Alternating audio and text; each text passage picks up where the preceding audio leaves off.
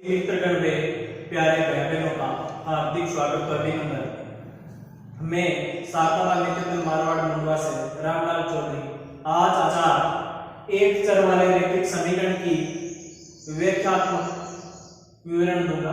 तो आइए देखते हैं 2.4 का प्रश्न संख्या है। तो प्रश्न क्या पूछा हुआ है, निम्न समीकरणों को हल कीजिए वे उत्तर की जांच कीजिए। समीकरण दिया हुआ है, समीकरण का हल ज्ञात करना है और देखना है जो x या फिर किसी भी चर का जो मान आता है उसका मान सही है या नहीं, उस उत्तर की क्या हमें करनी है, जांच करें। तो आइए देखते हैं पहला प्रश्न में दिया 3x बराबर 2x प्लस 18। तो हमें समीकरण का हल निकालना है, इसका मतलब जो चर है चर का क्या ज्ञात करना है, चर का मान ज्ञात करना है। चर का मान ज्ञात करने के लिए यहाँ पर चर क्या है, x है, तो इस x की वैल्यू निकालेंगे। तो देखो पक्षांतर का नियम काम में आता है समीकरण का हल करने के दौरान। तो ये 3x है, तो यहाँ पर 3x की जगह में 3x लिख रहा हूँ, ये 2x यहाँ पर प्लस के है। अगर इनका मैं पक्षांतर करूंगा तो ये प्लस की संख्या जब पक्षांतर होती है तो ऋणात्मक माइनस में बदल जाती है। तो ये 2x क्या हो जाएगा, माइनस 18 की जगह 18। जब 3x में से 2x जाएंगे तो क्या बचेगा, 1x इक्वल टू 18। इसका मतलब ये हुआ कि x का जो वैल्यू है वो हमें कितनी प्राप्त हुई, 18 का। ये हमारा क्या आ गया, समीकरण का हल आ गया, x का मान आ गया 18। अब आपको उत्तर की जांच करनी है, तो यहाँ पर लिखेंगे उत्तर की जांच। उत्तर की जांच है तो क्या करना होता है, अब आप देखो उत्तर की जांच करना है तो x का जो मान प्राप्त हुआ है वो x की जगह क्या करेंगे, रखेंगे। तो इसी समीकरण उत्तर की जांच करेंगे, 3 की जगह क्या लिखेंगे, 3। बायां पक्ष और दायां पक्ष देखना समान आ रहा है मेरा, 3 की जगह क्या लिखेंगे 3, x की जगह कितना लिखेंगे 18 इक्वल टू 2 की जगह क्या लिखेंगे 2 और x की जगह क्या लिखेंगे 18 प्लस यहाँ पर क्या लिखेंगे 18। ये देखिए 3 को जब 18 से गुणा करते हैं कितना आता है 54 इक्वल टू 18 को 2 से गुणा करके क्या है 36 प्लस 18। तो 54 इक्वल टू 36 और 18 को जब जोड़ते हैं तो कितना होता है 54। इसका मतलब क्या हुआ, ये जो बायां भाग है, बायां भाग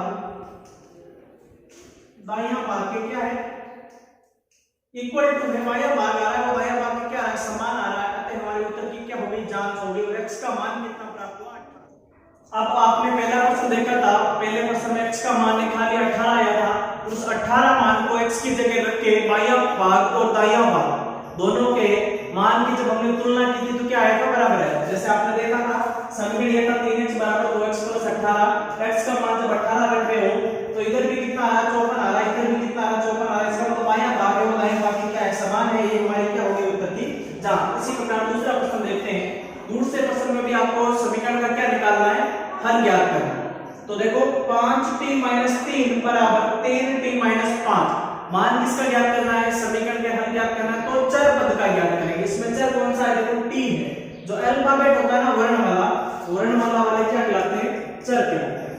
तो इसमें वर्णमाला कौन सा दिख रहा है आपको, t दिख रहा है। तो ये देखो t का मान ज्ञात करना है, तो 5t की जगह 5t, ये 3t प्लस के इधर आएंगे तो किसके हो जाएंगे माइनस के 3t इक्वल टू ये माइनस का 5, ये माइनस का 3 जब पक्षांतर होगा तो किसमें बदल जाएगा, प्लस में बदल जाएगा। अब आप देखो 5t में से 3t जाते हैं तो क्या बचता है 2t इक्वल टू माइनस का 5 प्लस 3, माइनस के 5 में अगर 3 जोड़ दिया जाए तो माइनस का 2 बचता है। जैसे आपसे कोई 5 रुपए मांग रहा है, 3 रुपए अगर आपके पास है तो फिर इसका कैलकुलेशन क्या बनेगा, माइनस का 2। अब देखो मान किसका निकालना है, t का निकालना है। तो t के ये क्या है 2 गुणा में है, चर व अचर के मध्य कोई सा भी चिन्ह नहीं हो तो गुणा का चिन्ह माना जाता है। तो यहाँ पर देखिए t इक्वल टू -2/2, माइनस के 2 में 2 का भाग देंगे जैसे 1 आएगा और ये माइनस का चिन्ह यहाँ पर भी क्या आ जाएगा माइनस। तो t का मान किससे प्राप्त हुआ, t की वैल्यू प्राप्त हुई में माइनस की 1। अब इस माइनस का 1 जो t का मान आ रहा है वो समीकरण में देखेंगे और देखेंगे बायां भाग वो दायां भाग के समान है या नहीं है, बायां भाग वो दायां भाग के समान है या नहीं है। तो t की वैल्यू कितनी है, माइनस है। तो इस समीकरण में रखने के दौरान ये उत्तर की जांच कर रहे हैं, 5 की जगह 5, t की जगह माइनस है फिर -3 इक्वल टू 3 की जगह 3, t की जगह -1 और माइनस का 5। 5 को जब -1 से गुणा करवाते तो क्या आता है माइनस का 5। तो यहाँ पर क्या लिखा माइनस का 5 माइनस का 3 इक्वल टू 3 को -1 से गुणा करके क्या है माइनस का 3 माइनस का 5। माइनस का 5 और माइनस का 3, आपसे कोई 5 रुपए मांग रहा है और एक और है वो आपसे माइनस का 3 मतलब 3 रुपए और मांग रहा है, तो आपके कैलकुलेशन क्या बनता है माइनस का 8। तो ये कैलकुलेशन क्या बनता है माइनस का 8 इक्वल टू माइनस का 8। बायां भाग और दायां भाग क्या आ रहा है समान आ रहा है, तो हमारे उत्तर की क्या हो गई जांच हो गई। तो पहले प्रश्न में x की वैल्यू कितनी आई थी 18 आई थी, कितनी आई थी 18 आई थी। और दूसरे क्वेश्चन में t की वैल्यू कितनी आ रही है माइनस का 1। जो चर पद का मान आता है उस मान को समीकरण में रखते हैं और बाएं भाग और दाएं भाग को क्या करना होता है बराबर करना होता है। देखते हैं 2.4 का तीसरा प्रश्न। तीसरे प्रश्न में भी आपको क्या करना है चर का मान निकालना है और जो चर का मान आता है उसको समीकरण में रख के दायां भाग और बाएं भाग को क्या करना होता है समान करना होता है। अगर समान आ रहा है तो हमारे उत्तर की जांच क्या है सही है। तो ये प्रक्रिया दर्शाते हैं तीसरे प्रश्न में। तो तीसरा प्रश्न में देखिए x की वैल्यू निकालनी है। ये जो x है वो किसका है वर्णमाला का अक्षर है। अब ये वर्णमाला का जो x है वो हमारे लिए क्या है चर है। क्या है चर है। तो इस चर का क्या निकालेंगे मान निकालेंगे। तो देखो 5x की जगह 5x।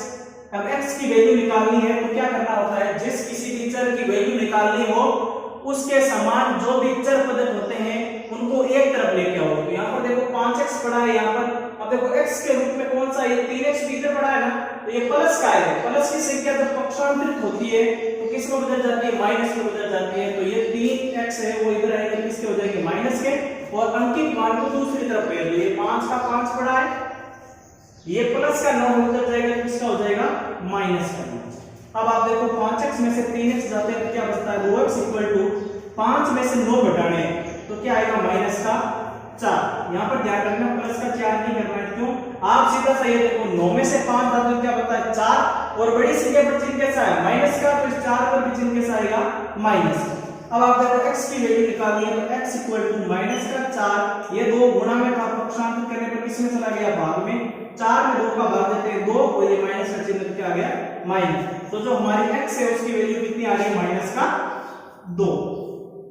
करना कुछ नहीं था, चर के पद होते हैं, चर के जो पद होते हैं उनको एक तरफ, अंकित मान होते हैं उनको एक तरफ, फिर उनको घटा लो और x 2x बराबर क्या है माइनस का 4। अब 2 गुणा में है इसको भाग में भेजा पक्षांतर करने के दौरान 4 में जब 2 का भाग जाता है तो माइनस का 2। x की वैल्यू कितनी आ गई माइनस का 2। अब ये x की वैल्यू है वो इस समीकरण में क्या करनी होती है पुट करनी होती है। तो 5 की जगह अब देखो यहाँ पर लिख देंगे। अब देखो उत्तर की जांच है तो उत्तर की जांच में यहाँ पर क्या लिखेंगे x का मान समीकरण में रखने पर x का जो मान प्राप्त हुआ वो समीकरण में रखेंगे। समीकरण क्या हमारे पास 5x + 9 बराबर 5 + 3x।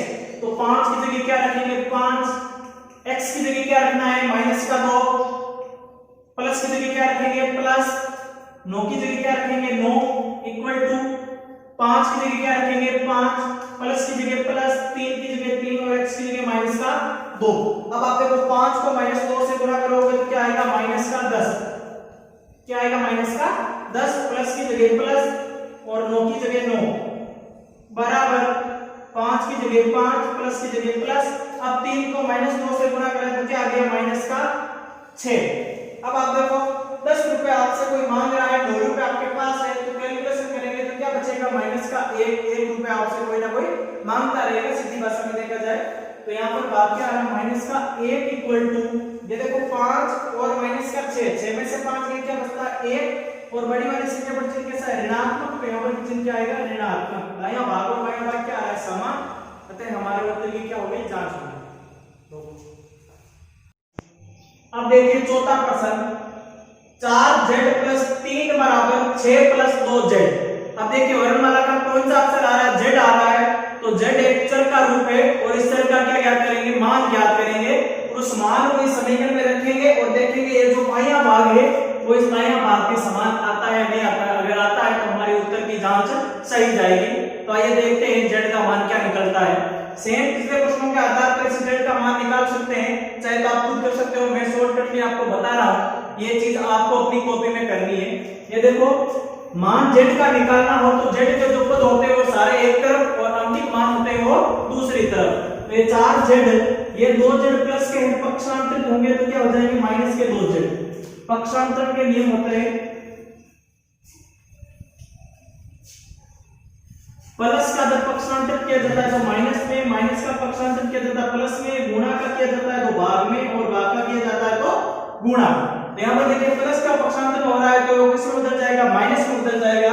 ये माइनस का आ गया बराबर 6 की जगह 6, ये प्लस का 3 इधर आएगा किसमें बदल जाएगा माइनस। 4z में से 2 z चले जाएंगे तो क्या बचेंगे 2z इक्वल टू 6 में से 3 गए क्या बचा 3। अब देखिए अक्षर व अक्षर के मध्य कोई सा भी चिन्ह नहीं हो तो बार बार आपसे बता ही रहा हूं कि उनके बीच में गुणा का चिन्ह होता है और जब गुणा का चिन्ह का जब पक्षांतरित करते हैं तो वो भाग में चला जाता है। तो ये जो 2 है वो गुणा में था अब इसमें चला गया भाग में। इसका मतलब क्या हुआ हमारे z की वैल्यू मान कितना प्राप्त हुआ 3/2। 3/2 z का मान प्राप्त हुआ। इस z के मान को समीकरण में रखेंगे और देखेंगे बायां भाग और दायां भाग समान आता है या नहीं आता है। ये हमारा समीकरण है। आप यहाँ पर 4 की जगह 4 रखोगे, z की जगह 3/2 रखोगे, इस 2 से 4 कट जाएगा। ऐसा करके पक्का ये जो भाग है बायां भाग और दायां भाग क्या आएगा समान आएगा। ये चीज आप पिछले प्रश्नों के आधार पर कर सकते हैं। 2.4 का प्रश्न संख्या 6, प्रश्न संख्या 6 में क्या दिया हुआ है 8x + 4 = 3 कोष्ठक x - 1 + 7। अब आपको इस समीकरण का पहले क्या निकालेंगे सरल रूप निकालना। सबसे पहले जरूरी होता है किसी भी समीकरण का सरल रूप। सरल रूप कैसे निकालते हैं देखिए ये 8x की जगह 8x + 4 की जगह +4 ये तो एक सरल रूप में ही है बराबर की जगह बराबर। अब देखो कोष्ठक के अगर कोई बार अंक दिया हुआ हो उनके मध्य कोई सा भी चिन्ह नहीं हो तो कौन सा चिन्ह माना जाता है गुणा का। तो इस गुणा के चिन्ह को अगर अंदर सम्मिलित करेंगे तो ये प्रत्येक संख्या से क्या होगा गुणा होगा। कैसे होगा देखते हैं। ये जो 3 है वो x से क्या होगा गुणा तो क्या हो गया 3x। फिर ये 3 है -1 से गुणा होगा तो क्या हो गया -3। भैया फिर ऐसा ही कर सकते हैं 3 को x से गुणा कराया क्या आया 3x माइनस की जगह माइनस फिर 3 को 1 से गुणा कराते हैं तो क्या आता है 3 प्लस का 7। ये इसका क्या हो गया सरलतम रूप। सरलतम रूप आने के बाद में सेम वही प्रोसेस वही विधि है जो पिछले प्रश्नों में हमने की थी। चर का मान ज्ञात करना है और उस मान को समीकरण में रख के दायां भाग को बायां भाग के बराबर करेंगे तो हमारे उत्तर की क्या हो जाएगी जांच हो जाएगी। तो आइए देखते हैं x का मान कैसे प्राप्त करते हैं। x का मान निकालना है तो x की वैल्यू एक तरफ ये 8x इस x को इधर लेके आएंगे तो 3x प्लस का था इधर है किसका हो गया माइनस का बराबर की जगह बराबर ये माइनस का 3 + 7 और ये प्लस का 4 है इधर आएगा तो किसका हो जाएगा माइनस का 4। अब 8x में से 5x जाते हैं 8x में से 3x जाते हैं तो क्या बचता है 5x बराबर ये माइनस का 4 प्लस का 7 माइनस का 4। देखिए ऐसी गणना कैसे करते हैं पहले धनात्मक राशि को अलग जोड़ दीजिए फिर ऋणात्मक राशि को अलग जोड़ दीजिए फिर धनात्मक में से ऋणात्मक क्या कर लेंगे घटा लेंगे। करना क्या होता है पहले धनात्मक राशि को अलग जोड़ा जाता है। तो देखिए धनात्मक राशि को 7 है सिर्फ तो ये 7 धनात्मक राशि हो गई। अब ऋणात्मक राशियों को अलग जोड़ो ऋणात्मक होने -3 और -4 तो -3 और -4 कितने हो गए -7। फिर धनात्मक में से ऋणात्मक क्या करनी होती है घटानी होती है 7 में से 7 गए क्या बचा 0 तो यहाँ पर क्या आया 0। अब देखिए x का मान निकालना है तो ये 5 गुणा में है पक्षांतरित होंगे तो क्या हो जाएंगे 0/5 और 0 में किसी भी संख्या का जब भाग दिया जाता है तो 0 ही आता है शून्य आता है और जब किसी भी संख्या में अगर 0 का भाग दिया जाता है तो अनंत आता है। देखिए ये प्रोसेस होती है जब 0 में किसी संख्या का भाग देंगे तो 0 आएगा और जब किसी संख्या में 0 का भाग देते हैं तो अनंत आता है। अनंत का मतलब होता है काल्पनिक हम उसकी कल्पना कर सकते हैं लेकिन वो वास्तविक कोई भी मान हम नहीं प्राप्त कर सकते। 0 में जब किसी संख्या का भाग देंगे तो 0 आएगा और जब किसी संख्या में 0 का भाग देंगे तो हमेशा अनंत प्राप्त होता है। तो यहाँ पर क्या है देखिए 0 में किसी संख्या का भाग जा रहा है और 0 में किसी संख्या का भाग जाता है तो हमेशा क्या आता है 0 आता है। तो x की वैल्यू कितनी प्राप्त हुई 0 प्राप्त हुई। कितनी प्राप्त हो गई 0। अब ये जो 0 मान है वो इस समीकरण में क्या करेंगे रखेंगे। आइए देखते हैं अब इस समीकरण में 0 मान रखें। अब देखिए उत्तर जांच हेतु जो x का मान आता है उस x को मान को समीकरण में रखते हैं। तो यहां पर क्या लिखेंगे, x का मान समीकरण में, x का मान समीकरण में रखने पर x का मान आया कितना था, 0 आया था। इस 0 को समीकरण में रखेंगे, ये उत्तर की जांच हेतु। तो 8 की जगह क्या लिखेंगे, 8, x की जगह क्या लिख दिया 0, प्लस की जगह प्लस, 4 की जगह 4, बराबर की जगह बराबर, 3 की जगह 3। मान सिर्फ x का लिखना है तो x की जगह कुछ ना कुछ हेरबदल करेंगे, जो मान रखेंगे। बाकी जो संख्यात्मक मान है उसको इस तरह रखेंगे, जैसा है वैसा उतार देंगे। 3 को 3 उतार दिया, x का मान क्या लिखना है 0, -1 की जगह -1, प्लस की जगह प्लस, 7 की जगह 7। 8 को जब 0 से गुणा कराना है, किसी भी संख्या को जब शून्य से गुणा करवाना होता है तो वापस हमेशा उत्तर के रूप में शून्य ही प्राप्त होता है। किसी भी संख्या को जब 0 से गुणा कराया जाता है तो 0 ही प्राप्त होता है। तो यहाँ पर 8 है, 8 को जब 0 से गुणा करेंगे तो क्या आएगा, 0 आएगा, प्लस की जगह प्लस आएगा, 4 की जगह 4 आएगा, बराबर की जगह बराबर है। अब देखिए 0 में से माइनस का 1 घटाना है। किसी 0 में किसी भी संख्या को घटाते हैं तो कोई फर्क नहीं पड़ता है, 0 में चाहे घटाओ चाहे जोड़ो वही संख्या प्राप्त होती है। तो यहाँ पर माइनस का 1 है तो क्या प्राप्त होगा, माइनस का 1 ही प्राप्त होगा, प्लस के 7 की जगह प्लस का 7। अब 0 में 4 जोड़ना है, सेम वही बात, 0 को किसी भी संख्या में जोड़ो चाहे 0 को किसी भी संख्या में घटाओ कोई फर्क नहीं पड़ता है। तो 4 की जगह क्या है, 4, बराबर की जगह बराबर, 3 को -1 से गुणा करवाएंगे। ये देखो 31 नहीं है, ये ऐसा नहीं, 3 -1 ऐसा नहीं है। यहाँ पर कोष्टक के बाहर अगर कोई सा भी चिन्ह नहीं हो तो हमेशा गुणा का चिन्ह माना जाता है। 3 को -1 से गुणा करवाएंगे तो क्या आएगा, -3 और प्लस का 7। अब 7 रुपए आपके पास है, 3 रुपए आपसे कोई मांग रहा है, उस मांगते हुए व्यक्ति को आप 3 रुपए देखो तो आपके पास क्या बचेगा, 4 रुपए बचेंगे। और यहाँ पर भी क्या है, 4 है। इसका मतलब क्या हुआ, जो बायां भाग है वो दाएं भाग के क्या आ रहा है, समान आ रहा है। अतः हमारी जो x की मान या x की जो वैल्यू है वो क्या है, सही। अब देखिए 2.3 का 8वां क्वेश्चन मैं आपको बता रहा हूँ। 8वें क्वेश्चन को अगर आप ध्यान से समझोगे तो 7वां क्वेश्चन आप अपने आप कर सकते हो। आपके गृह कार्य के रूप में ये 7वां क्वेश्चन आपको खुद को ही करना है। 8वां क्वेश्चन मैं आपको समझा रहा हूँ। तो देखते हैं 8वां क्वेश्चन, 2x/3 + 1 = 7x/15 + 3। क्या करेंगे, x का मान निकालना है तो क्या करना होता है, x की वैल्यू एक तरफ और बाकी के अंकित मान दूसरी तरफ। तो ये देखिए 2x/3, ये प्लस का है, इसका हो गया माइनस का, 7x/15 बराबर 3 की जगह 3, ये प्लस का है, इधर आएगा तो इसका हो जाएगा माइनस।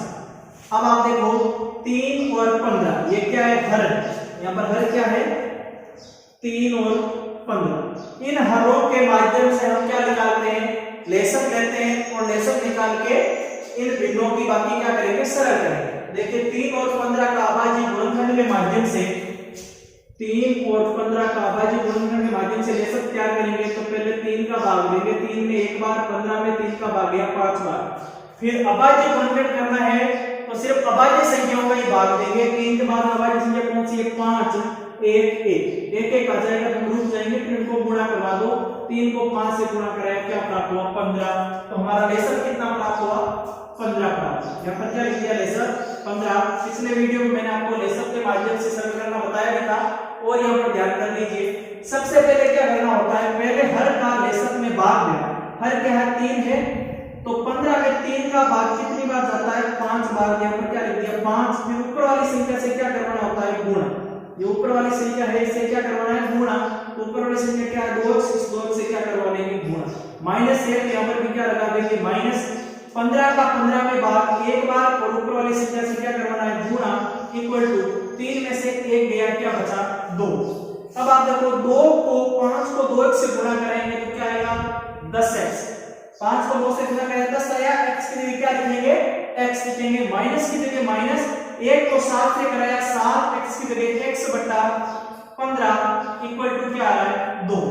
यहाँ पर देखिए 10x में से 7x घटाएंगे, 10x में 7x घटते हैं तो क्या बचता है, 3x बचता है। घटता 15 की जगह 15 है, बराबर की जगह बराबर है और सामने क्या आ रखा है, 2 आ रखा है। बट्टा कुछ नहीं है तो क्या लिख सकता हूँ, 1 लिख सकता हूँ। तो 3x/15 बराबर 2/1, ये सरल करने के माध्यम से आया है। अब आप इसको क्या निकालेंगे, वज्र गुणा करके सरल x का मान निकालेंगे।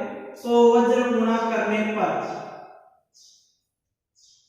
अब हम वज्र गुणा करेंगे तो पहली संख्या का अंश है उसको दूसरी संख्या के हर से, पहली संख्या का हर को दूसरी संख्या के अंश से, कहने का मतलब ये हुआ कि हमें क्रॉसिंग गुणा करना है। पहली संख्या का जो अंश है दूसरी संख्या के हर से, और पहली संख्या का जो हर है वो दूसरी संख्या के अंश से गुणा करवाएंगे। आइए देखते हैं कैसे करते हैं। 3x को 1 से गुणा करवाया तो 3x का 3x, 1 से किसी भी संख्या को गुणा करवाया जाता है तो वही संख्या प्राप्त होती है। फिर 15 को 2 से गुणा कराएंगे तो क्या प्राप्त होगा 30। मान किसका निकालना x का, तो ये 3 गुणा में है, उधर जाएंगे किसमें, उधर जाएंगे भाग में, 30 में 3 का भाग दिया क्या आया 10, तो हमारी x की वैल्यू कितनी प्राप्त हुई 10। अब देखो, अब आपको क्या करना है, उत्तर की क्या करनी है, जांच करनी है। तो ये जो 10 मान आ रहा है वो यहाँ पर क्या करेंगे, रखेंगे, इनको वापस सरल करेंगे तो जो बायां भाग है वो दाएं भाग के हमेशा क्या आएगा समान। जैसे पिछले प्रश्नों में हमने देखा था बायां भाग और दाएं भाग की क्या आ रहा है समान। तो x का मान 10 है वो समीकरण में रखेंगे और ऐसे सरल किया, ऐसे सरल करके वापस बाएं भाग को दाएं भाग के क्या करेंगे समान करेंगे। तो हमारे अब देखते हैं 2.3 का 10वां प्रश्न, जो अंतिम प्रश्न है, ध्यान से देखिए। करना क्या है, वही सेम सिस्टम है, जो चर है a b c d e f g h कोई सा भी चर है, वर्णमाला का जो अक्षर है उसका मान निकालना होता है। उस मान को समीकरण में रख के ये देखना होता है कि बायां भाग है वो दाएं भाग के समान आता है या नहीं आता है। अगर आता है तो हमारी उत्तर की जांच क्या होती है, सत्यता की जांच होती है। तो देखते हैं इसमें, देखिए मान किसका निकालना है, m की वैल्यू निकालनी है। तो m का मान अभी पता नहीं है, m का मान निकालना। तो देखिए पहले क्या होता है, जो चर के पद है वो 1 तक, तो 3m की जगह 3m, ये 5 को इधर लाएंगे, प्लस का है इधर आएगा, किसका हो जाएगा माइनस का 5m बराबर माइनस का 8/5। अब आप देखो 3m में से 5m घटाएंगे तो माइनस का क्या बचेगा 2m। क्यों, क्योंकि बड़ी वाली संख्या पर ऋणात्मक का चिन्ह है तो यहाँ पर भी क्या आएगा ऋणात्मक का चिन्ह आएगा, बराबर माइनस का 8/5। अब आप देखो इस माइनस से माइनस क्या हो गया, कट हो गया।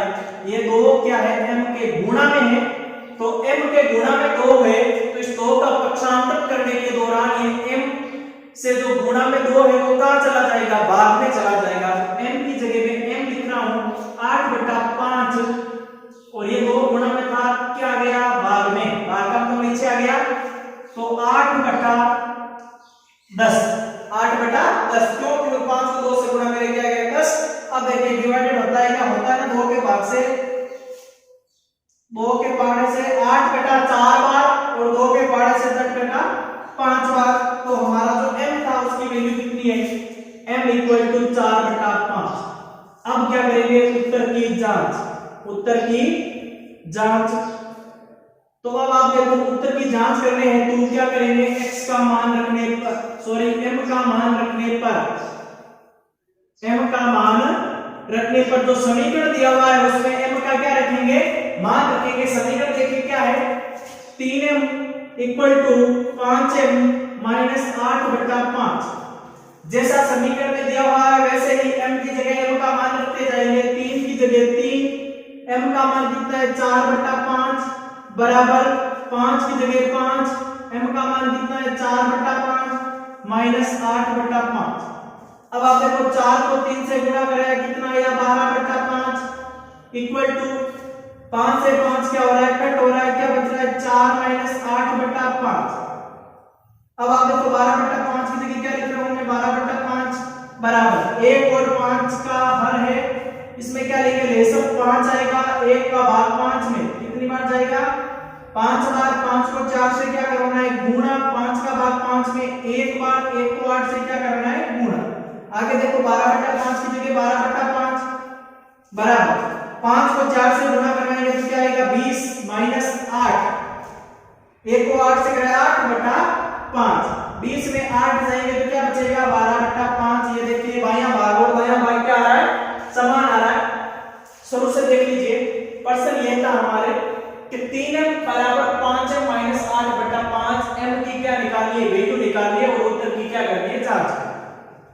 तो जिस किसी भी चर की वैल्यू निकालनी होती है उसके सारे पदों को एक तरफ लेके आओ। तो 3m यहां पर पड़ा है, 5m उधर तो इसको क्या लेके आगे इधर लेके आगे, बराबर की जगह बराबर माइनस का 8/5 माइनस का 8/5 की अब देखो तीनों में से जब 5 हम घटाते हैं तो माइनस का 2 आया और ये माइनस का 8/5 बना। माइनस से माइनस क्या हो गया कट, तो 2 बराबर 8/5 आ जाता है। अब ये 2 गुणा में है, कहां चले गए भाग में, 8 की जगह 8, 5 को 2 से गुणा करें क्या आ गया 10। अब इसमें 2 का भाग देते हैं, सरल करते हैं तो 4 बटा क्या आ गया 5। तो हमारा m की वैल्यू कितनी प्राप्त हुई 4/5। अब ये m की वैल्यू समीकरण में रखेंगे और उत्तर की जांच करेंगे। तो उत्तर की जांच को क्या करना, m का मान रखने पर, तो ये समीकरण था, ये दिया हुआ क्या है समीकरण, दिया हुआ समीकरण।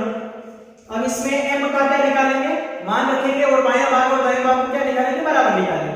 तो देखो 3 की जगह 3, m की जगह 4/5 बराबर 5 की जगह 5, बीच में कोई सा भी चिन्ह नहीं है तो गुणा का चिन्ह, m की जगह 4/5 माइनस 8/5। 3 को 4 से गुणा करेगा कितना या 12/5 बराबर 5 से 5 हो गया कट, तो क्या बचा 4, कट्ठे में कुछ नहीं है तो क्या लिखेंगे 1 माइनस 8/5। ये 1 और 5 का लेसन लिया तो लेसन कितना प्राप्त हुआ 5। अब सरल कैसे करते हैं, पहले इस हर का लेसन में भाग देना है, तो इस 5 में 1 का जब भाग देंगे 5 बार जाएगा, 5 को 4 से गुणा करवाना, फिर माइनस की जगह माइनस, फिर 5 में 5 का भाग एक बार, फिर 8 से क्या करना, ऊपर वाली संख्या से गुणा, ऊपर वाली संख्या कौन सी है 8 से गुणा करवाएंगे। अब आगे देखो 12/5 की जगह क्या लिखना, 12/5 बराबर की जगह बराबर 5 को 4 से गुणा करें 20 आया, 1 को 8 से गुणा करें 8 आया बटा 5, 20 में जब 8 घटाएंगे तो 12/5 और इधर भी क्या है 12/5। यहां पर नीचे लिख देंगे बायां भाग, जो बायां भाग है वो दाएं भाग के क्या है समान है, अतः हमारे उत्तर की जांच क्या है सत्य है। धन्यवाद।